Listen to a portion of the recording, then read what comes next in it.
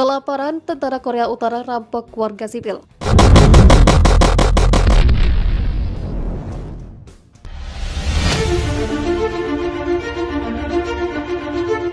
Penekanan militer oleh pemimpin Korea Utara Kim Jong-un di tengah bencana kekurangan pangan telah membuat banyak tentara yang bertugas dan baru-baru ini diberhentikan cukup lapar sehingga dilanda amarah dan melakukan kekerasan. Menurut laporan baru-baru ini oleh sejumlah organisasi berita yang memiliki sumber dari dalam Korut, dilansir dari Asia Times. Para anggota militer Korea Utara telah merampok warga di jalanan untuk mengamankan bahan-bahan yang dibutuhkan untuk merayakan penandatanganan 27 Juli 1953, perjanjian gencatan senjata yang mengakhiri permusuhan Perang Korea. Radio Free Asia mengutip sumber-sumbernya di negara itu. Korea Utara menetapkan ulang tahun perjanjian itu sebagai hari libur nasional yang disebut Hari Kemenangan dalam Perang Pembatasan Tanah Air Besar. Kantor berita yang didanai pemerintah Amerika Serikat itu mencatat, meskipun perang berakhir pada apa yang secara luas dianggap sebagai jalan buntu. Berikut ini Asia Times mengutip artikel selengkapnya. Pemerintah negara yang kekurangan uang dalam beberapa tahun terakhir berjuang untuk memasok militer secara memadai. Bahkan, untuk makanan dan kebutuhan dasar seringkali membiarkan unit individu berjuang sendiri. Selama beberapa tahun terakhir, insiden militer meminta pasokan dari warga sipil atau memaksa mereka untuk menyumbang kepada mereka sudah menjadi hal biasa. Namun ketika kondisi ekonomi memburuk di bawah sanksi nuklir internasional dan pandemi COVID-19, tentara kini semakin menakuti orang-orang yang berani turun ke jalan sendirian. Warga yang ketakutan sekarang mengacu pada gerombolan tentara keliling yang ingin mengambil barang-barang mereka sebagai bandit.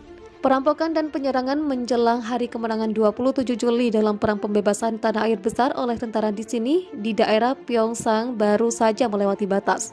Seorang penduduk provinsi Hwanghae Utara, selatan ibu kota Pyongyang, mengatakan kepada Korean Service di Radio Free Asia pada 21 Juli.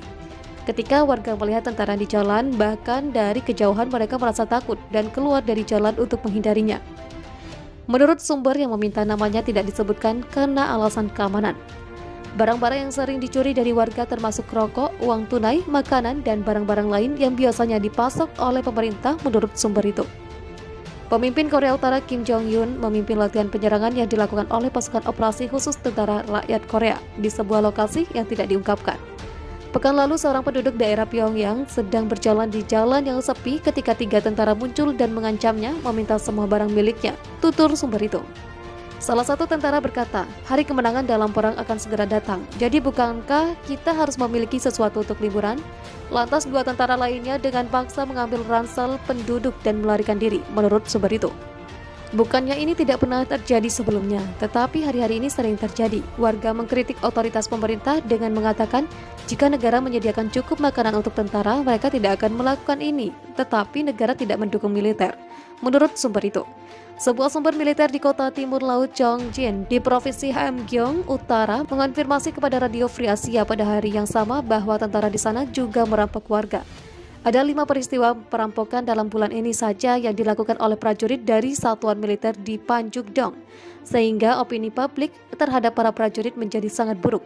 Menurut sumber kedua, militer melakukan sesi pendidikan bagi tentara untuk mencegah kejahatan terjadi, tetapi mengambil barang dari rakyat secara teknis tidak melanggar aturan apapun.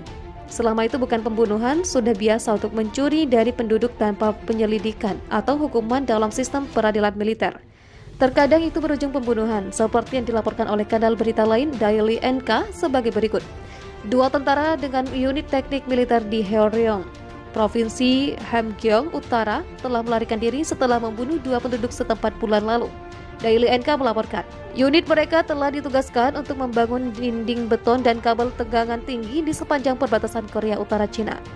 Sebuah sumber di provinsi itu mengatakan kepada Daily NK pada Jumat bahwa pihak berwenang Korea Utara telah mengeluarkan pemberitahuan buronan untuk para tentara yang diduga membunuh 2 orang itu ketika mereka ketahuan mencuri makanan di daerah pemukiman.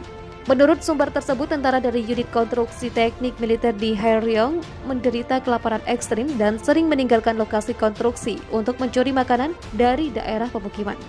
Pertengahan Juni, kedua tentara tersebut menyerbu sebuah taman kanak-kanak di daerah perumahan di tengah kegelapan. Saat mencoba mencuri makanan dari ruang penyimpanan dan kafetaria, mereka ditemukan oleh seorang guru TK yang sedang berjaga dan ibunya. Sang ibu ada di sana untuk membantu putrinya yang ditugaskan menjaga fasilitas sendirian. Para prajurit lantas tanpa ampun menikam kedua orang itu sampai mati. Setelah kedua tentara itu melakukan pembunuhan, mereka membabat habis semua makanan dan menghilang. Dan mereka belum ditangkap hingga kini, kata sumber itu yang berbicara secara anonim. Bahkan menurut laporan Asia Times, yang lebih putus asa daripada rata-rata prajurit yang bertugas mungkin adalah legion tentara yang telah dikumpulkan baru-baru ini dan dikirim untuk menjalani sisa masa kerja mereka, pekerjaan sipil yang termasuk paling tidak diinginkan di Korea Utara, petani, pekerja konstruksi, dan buruh tambang. Berikut ini organisasi berita ketiga Asia Press atau Rim Jinggan melaporkan.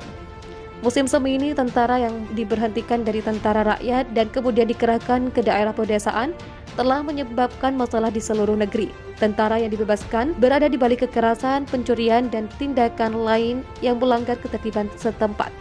Insiden semacam itu telah menjadi begitu sering sehingga polisi tidak dapat menanggapi secara berarti.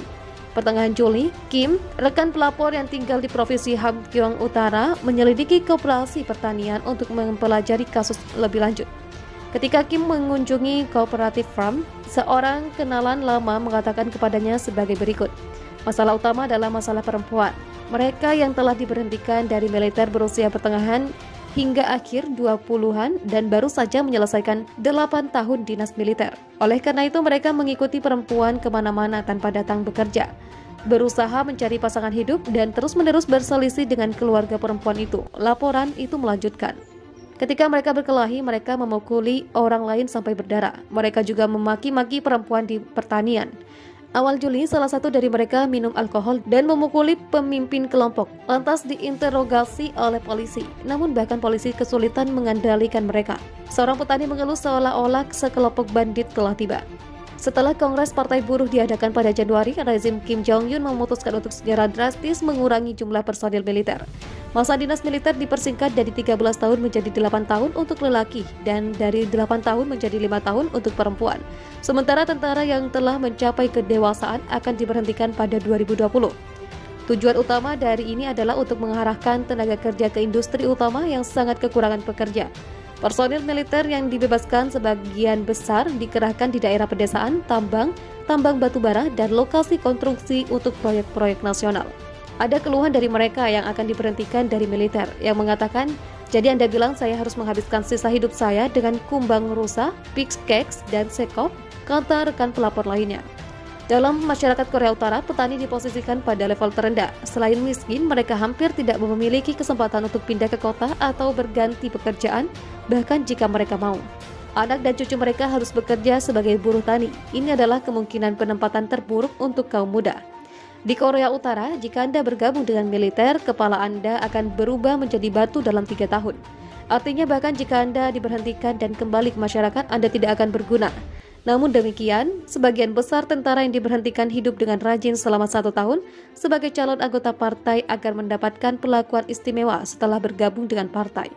Namun selama Kongres Partai Buruh yang diadakan pada Januari 2021, aturannya diubah dan prosedur bergabung dengan partai menjadi lebih ketat.